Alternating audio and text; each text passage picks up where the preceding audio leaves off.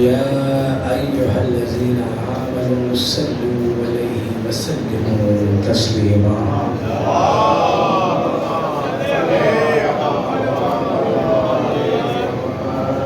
أما بعد فقد قال سبحانه وتعالى في كتابه المجيد بسم الله الرحمن الرحيم تبارك الذي بيده الملك وهو على كل شيء قدير صلوات محمد.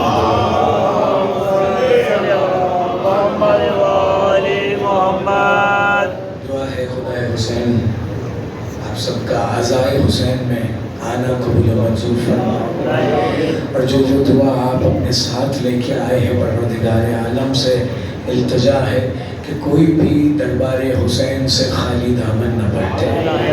پروردگار یہ مومن بھائی صحتیں مانگ رہے ہیں جن بچوں کے لیے، پروردگار عالم ان پہ حضرت علی اکبر کا کرم فرما.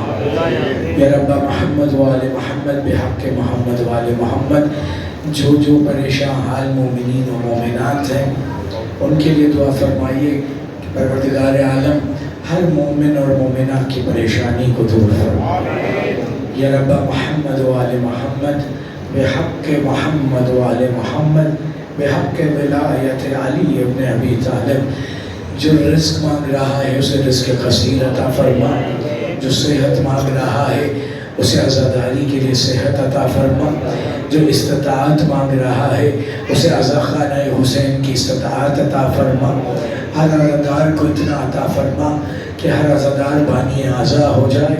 بانیان عزا کے لیے دعا فرمائیے کہ پروردگار عالم بانیان عزا کو، بانیان مجلس کو، بانیان عشرہ کو اتنا وسعت رزق عطا فرمائے کہ تا حشر تا قیامت ان کی نسلوں میں علی علی ہوتا رہے، حسین حسین ہوتا رہے. یہ دربار حسینی مزید وسیع ہوتا رہے.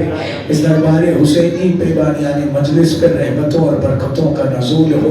اور یا رب محمد وآل محمد بحق محمد وآل محمد، ہم پہ سب سے بڑا رحم و کرم یہ ہوگا کہ علی کو لال کو اذن ظہور عطا فرما، اور ان کے ظہور کا ہم سب کو شعور عطا فرما.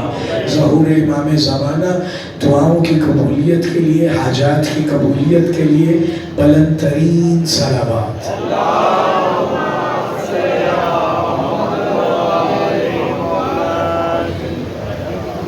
سامعین گرامی قدر، شہر مظفر گڑھ کے وہ چنے ہوئے لوگ جو علی سنتے ہیں، علی سمجھتے ہیں، اور علی ملتا ہی انہیں ہے کہ جنہیں چنا ہوا ہو.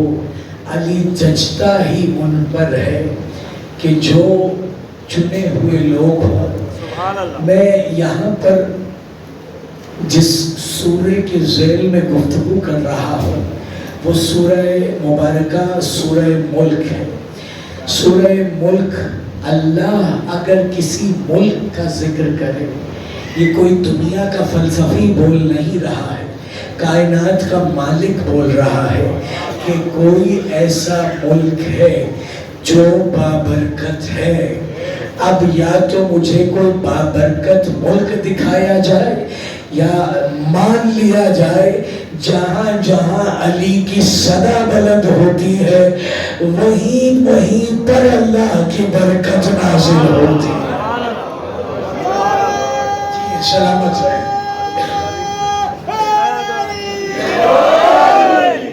میں آپ کی توانائی لے کے پڑھنا چاہوں گا. جہاں جہاں علی کا ذکر ہو رہا ہے وہاں برکت نازل ہو رہی ہے. ملک علی، بہت سے ایسے لوگ تھے جو شک کرتے تھے، جو شبہ کرتے تھے. اب میں ایک معیار بتانا چاہتا ہوں کیونکہ ہمارے ہاں اکثر عقیدے کی بحث چھڑتی ہے تو بات بڑی دور تک چلی جاتی ہے. اب ایک علی کے غلام ہیں جناب قمبر. جناب قمبر، اب جناب قمبر بھی علی کے غلام ہیں، جناب فضہ بھی علی کی غلام ہے. یہ فضہ جو ہے جناب علی کے گھر کی کنیز ہے، سلطنت علی کے گھر کی کنیز ہے. علی کے گھر میں رہتی ہیں، اور کوئی اگر علی کا پوچھنے آتا ہے، سیدہ سے پوچھنے آتا ہے، تو جواب لسان سیدہ بن کے جناب فضہ عطا کرتی ہے۔ کہا گیا جناب فضہ اتنے بڑے سلطنت کے دروازے پر اپنی نوکری پیش کرتی تھی کہ حضرت سلمان کیا، حضرت ابو ذر کیا، حضرت قمبر کیا حسرت کیا کرتے تھے، اور اکثر آ کے کہا کرتے تھے بہن فضہ ایسا نہ ہو کہ ہم آپس میں مفاخرہ کر لیں، فخر کی باتیں کر لیں، آپ کا فخر کیا ہے، میرا فخر کیا ہے۔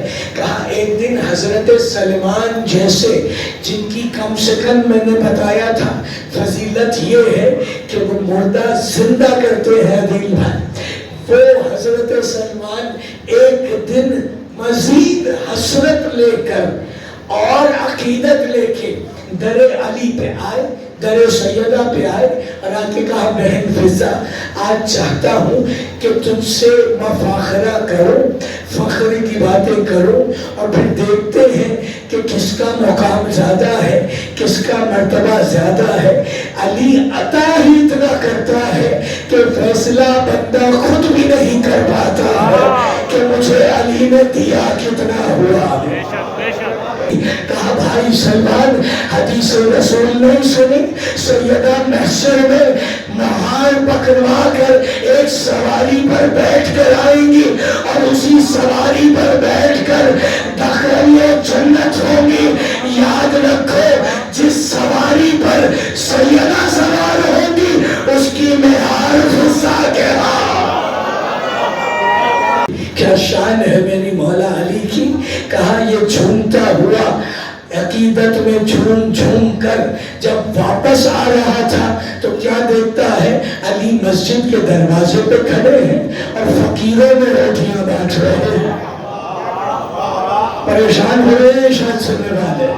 کہا فضہ نے کیا کہا، علی تو چوتھے آسمان پہ ہے، لیکن آگے قمبر نے کیا دیکھا، علی تو در مسجد پہ کھڑے روٹیاں بانٹ رہے تھے۔ ایک مرتبہ فضہ کے لیے قمبر نے کہا آج تو فضہ کی شکایت میں علی سے کروں گا اور کہوں گا یہ فضہ بہت زیادہ آگے نکل رہی ہے، آپ یہاں کھڑے ہیں اور یہ وہاں کا بتا رہی ہے۔ کہا علی کے پاس آئے، کہا یا علی آج ایک شکایت لایا ہوں۔ کہا جی میرے بیٹے قمبر کیا شکایت لایا ہے؟ کہا میں نے فضہ کی شکایت کرنی ہے۔ علی نے کہا سوچ لے فضہ کی شکایت ہے۔ کہا جی مولا۔ کہا ہوا کیا؟ کہا میں آپ کے گھر پہ گیا، دھک الباب کی، میں نے پوچھا علی کہاں ہے؟ فضہ نے کہا آپ چوتھے آسمان پر ہیں، مگر آپ تو یہاں مسجد کے دروازے پر فقیروں میں روٹیاں بانٹ رہے ہیں۔ علی نے مسکرا کے کہا قمبر کیا تجھے شک ہے؟ کیا بات ہے؟ تجھے کیا شک ہے؟ اب قمبر لرز گئے اور کانپنے لگے۔ کہا یا علی شک نہیں ہے، میں تو بس بتا رہا ہوں، جو دیکھ رہا ہوں وہ بتا رہا ہوں۔ علی نے قمبر کی آنکھوں پہ ہاتھ پھیرا، آؤ ملک علی میں۔ علی نے قمبر کے آنکھوں پہ ہاتھ پھیرا اور کہا قمبر اب آسمانوں پہ دیکھ۔ کہا قمبر نے آسمان پہ دیکھا۔ کہا یا علی پہلے آسمان پہ بھی آپ ہیں، دوسرے آسمان پہ بھی آپ ہیں، تیسرے آسمان پہ بھی آپ ہیں۔ یا علی جہاں جہاں نظر جاتی ہے ادھر ادھر علی نظر آ۔ جی در کا غلام ہے فضہ گھر کی کنیز۔ تو کہا ان سے جو جتنا قریب ہے وہ ملک علی میں اتنا سفر کرتا ہے۔ ایک مرتبہ جناب فضہ، اب فضہ کا بھی سن لیتے، جناب فضہ چاندی بنا کے لائیں۔ فضہ کہتے ہی چاندی کو ہے، اور ان کا نام رکھا ہے علی نے کہ تو تو فضہ ہے، تو تو چاندی ہے، اور سورہ دہر میں یہ لفظ موجود ہے۔ کہا فضہ چاندی بنا کے لائیں۔ کہا گھر میں فاقہ چل رہا ہے، یہ کچھ چاندی بنا کے لائی ہوں، تو چاہتی ہوں اسے فروغ کر کے علی آپ اناج لے آئے. علی نے کہا فضہ چاندی تو بنا لی ہے, ذرا اور تپا لیتی تو کندن ہو جاتا. کہا ذرا اور تپا لیتی اور کیمیائی حربے ڈال لیتی تو یہی چاندی کندن بن جاتی. اس پر فضہ نے کہا یا علی آپ بھی جانتے ہیں. اسی وقت علی نے ٹھوکر ماری, کہا زمین پھٹی اور زمین میں سے سونے کی نہر بہ رہی تھی. کہا فضہ ہمیں دنیا نہیں چاہیے, ہم اللہ والے ہیں.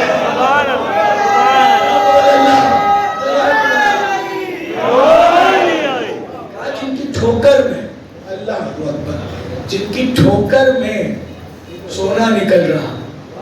میں علی زین العابدین کا ذکر کیا تھا.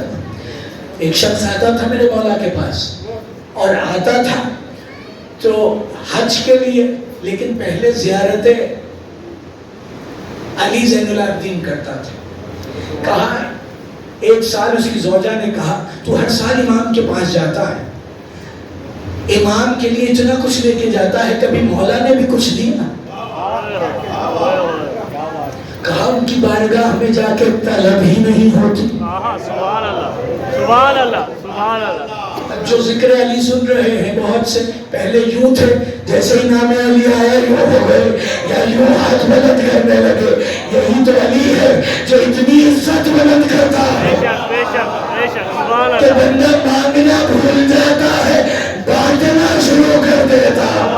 سبحان اللہ. حضرت بہلول کیا تھے؟ بانٹتے تھے نا, جنت بانٹتے تھے.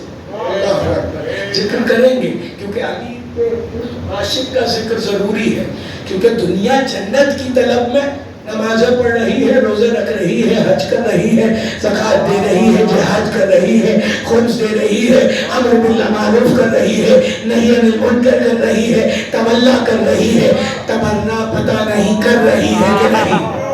اہل بیت کے دشمنوں پر لعنت. نعرہ حیدری. یاد رکھیے گا, جس طرح نماز, روزہ, حج, زکوٰۃ, خمس, جہاد, یہ 9 ارکان ہے نا, تولا تک. تولا کا مطلب کیا ہے؟ درود پڑھنا, ان کی ولا رکھنا. تبرہ کیا ہے؟ ان کے قاتلوں سے, ان کے دشمنوں سے, ان کا بغض رکھنے والوں سے, اور ان کا بغض رکھنے والوں کے دوستوں سے بیزاری. تبرہ اسے کہتے ہیں. ٹھیک ہے, اب یہ 10ویں درجے پہ ہے. اسی طرح 10ویں درجے پہ ہے. کوئی یہ نہ سمجھے سب سے آخری نمبر ہے کہ وقت ملے تو کر لینا. کہا یہ ویسے ہی 10ویں نمبر پہ ہے جیسے سلمان 10ویں درجے پہ ہے. جیسے سلمان 10ویں درجے پہ ہے ویسے ہی تبرہ کی منزل ہے. اسی لیے قرآن بھی شروع ہوتا ہے تو اعوذ باللہ سے شروع ہوتا ہے. اعوذ باللہ بھی تبرہ ہے, شیطان مرتبط پہ تبرہ ہے. آپ جانتے ہیں ایک مرتبہ کسی نے مولا حسن سے کہا تھا, مولا حسن یہ وقت معلوم کیا ہے؟ آج تک کسی کو معلوم ہی نہیں ہے کہ وقت معلوم کیا ہے, جس کی ابلیس کو مہلت ملی ہوئی ہے. ابلیس سے کیا کہا تھا؟ جا بہکا میری مخلوق کو, جا صراط مستقیم پر بیٹھ جا, ہمیں کوئی فکر نہیں ہے کیونکہ ہم جانتے ہیں جس کی صراط علی ہوگا. کیا بات ہے, وہ ہم تک آ کر رہے گا, وہ ہم تک پہنچ کر رہے گا. مولا حسن یہ وقت معلوم کیا ہے؟ جس کی ابلیس کو مہلت دی ہوئی ہے. اس پہ میرے مولا حسن نے کہا تھا وقت معلوم اس وقت کو کہتے ہیں کہ جب رجت ہوگی اور قائم آئیں گے, اور قائم آ کر سب سے پہلے علی کو پکاریں گے, اور علی آ کے جس دن ابلیس کا سر اڑائیں گے اسے وقت معلوم کہا جاتا.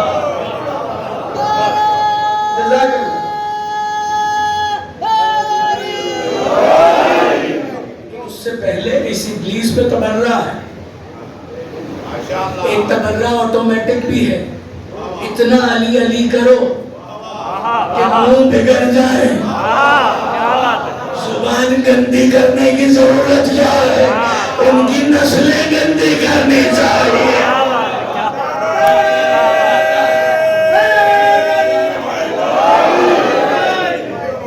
نحوست کا نام ہم کیوں لیں؟ پاک محفل ہے، پاک بارگاہ ہے، پاک مجلس ہے، پاکوں کا ذکر ہے.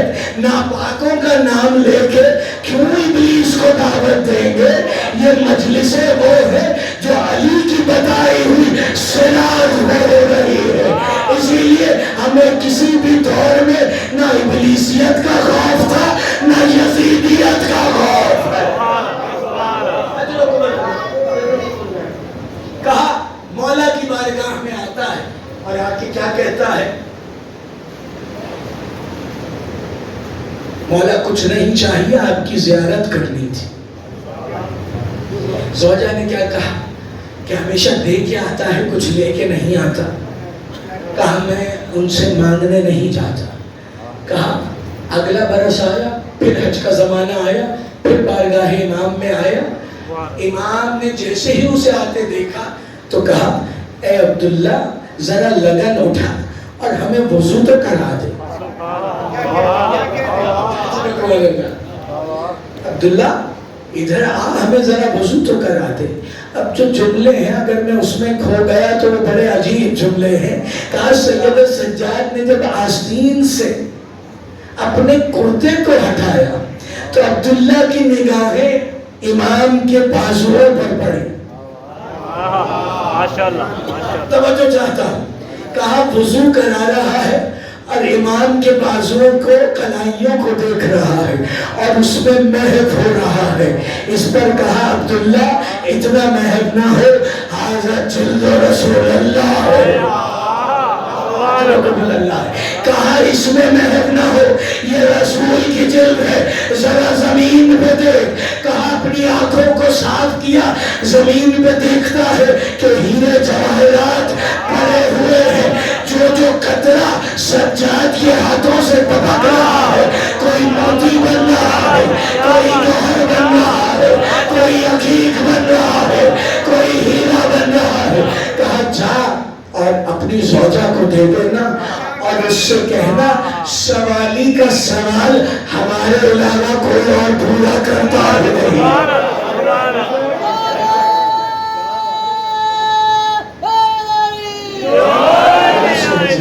سلامتیاں دیں.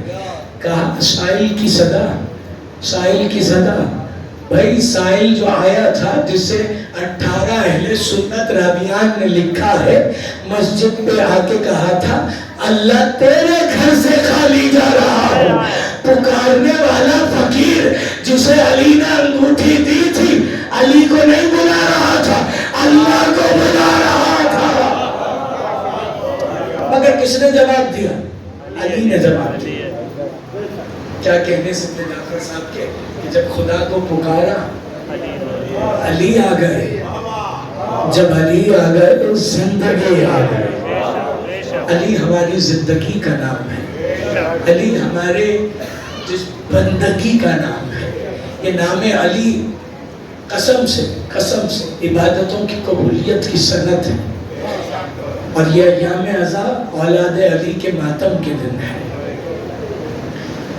عزاداروں آج ایک اور علی کا ذکر، مگر ایک چھوٹے علی کا ذکر.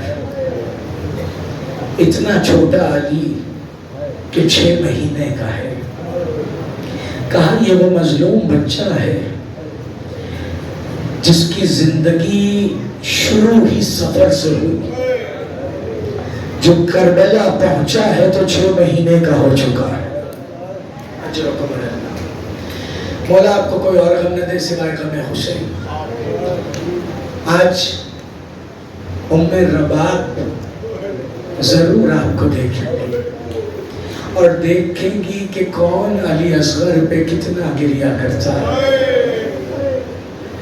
جانتے ہیں اس وقت پورے پاکستان میں ہر جگہ کی روایت ہے کہ 5ویں محرم کے بعد سے جھولے برآمد ہونے شروع ہوتے ہیں. یہ کون سے جھولے ہیں؟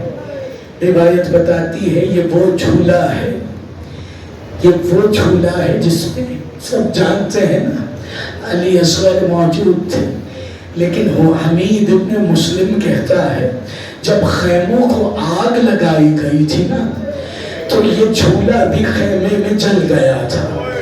حمید ابن مسلم کہتا ہے میں نے جلتے ہوئے خیموں میں دیکھا کہ کوئی عورت ہے جو جلی ہوئی لکڑیوں میں کچھ تلاش کر رہی ہے۔ اجرکم اللہ، جو جلی ہوئی لکڑیوں میں کچھ تلاش کر رہی ہے۔ کہا آواز آئی زینب کی، بھابھی ام رباب جلتے ہوئے خیموں میں کیا ڈھونڈ رہی ہو؟ کہا میں جانتی ہوں میرا بچہ تو نہیں ملے گا، مگر میرے بچے کی آخری نشانی اسی خیمے میں تھی۔ یہ خیمہ بھی جل گیا ہے، جھولا بھی جل گیا ہے، بس جھولے کی جلی لکڑیاں اس لیے ڈھونڈ رہی ہو کیونکہ علی اصغر میری واحد دولت تھا، میرا سرمایہ تھا۔ اب جب تک زندہ رہوں گی اس رات کو اپنے پاس رکھوں گی۔ پہنچ گیا جملہ، پہنچ گیا۔ اب میں ماں بہنوں کے لیے ایک جملہ کہوں گا اگر ان تک آواز جا رہی ہے کہ جناب ام رباب جب سے علی اصغر کا لاشا دھوپ میں دیکھا تھا، اس ماں نے چھاؤں میں آنا چھوڑ دیا تھا۔ یہ ماں سائے میں نہیں آتی تھی، یہ ماں سائے میں نہیں بیٹھتی تھی۔ عزادارو جملے کی قیمت سمجھنا۔ کہا ایک دن سید سجاد آئے اور آ کے کہنے لگے اما رباب میں امام ہو کے حکم دیتا ہوں دھوپ چھوڑ دیجئے، سائے میں آ جائیے۔ اس پہ بی بی رباب نے کہا سجاد یہ تو نے کیا کہہ دیا؟ تو نے امام بن کے کہہ دیا کہ تیری ماں سائے میں آ جائے۔ اچھا سجاد جو تیری مرضی۔ کہا ایک بازو سجاد نے پکڑا، دوسرا بازو زینب نے پکڑا۔ ابھی ماں کو سائے میں، علی اصغر کی ماں کو سائے میں لا ہی رہے تھے کہ جناب رباب کی گردن ویسے ڈھلک گئی جیسی تیر لگنے کے بعد علی اصغر کی گردن ڈھلک گئی تھی۔ ایک مرتبہ سید سجاد نے کہا پھوپھی اماں شاید میری ماں رباب کو نیند آ گئی ہے۔ زینب نے کہا اسے نیند نہیں آئی، رباب اپنے بچوں کے پاس، رباب سکینہ کے پاس چلی گئی ہے، رباب علی اصغر کے پاس چلی گئی ہے۔ بس زینب عالیہ نے جب بی بی رباب کا لاشا اٹھایا نا، لاشا اٹھا کے رکھا تو دیکھا پلو سے کچھ بندھا ہوا ہے، پلو سے کچھ بندھا ہوا ہے۔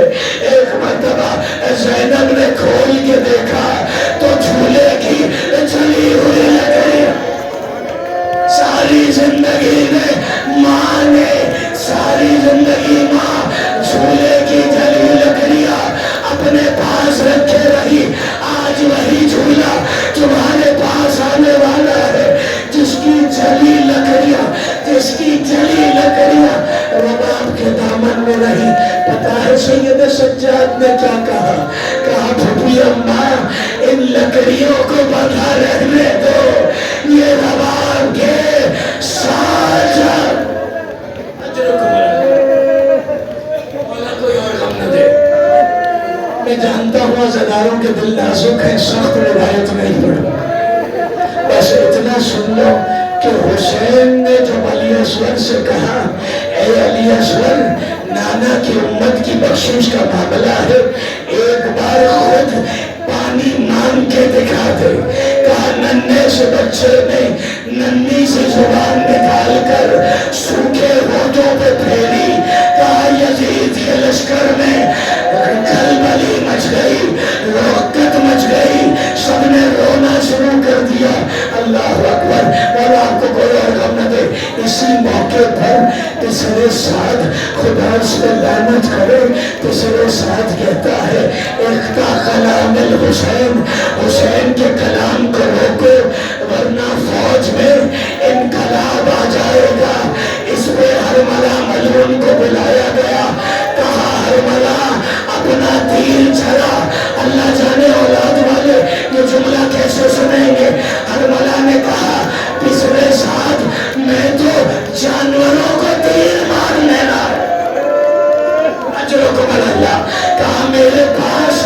जितने तीर हैं वो जानवरों के लिए है, बच्चों के लिए नहीं है।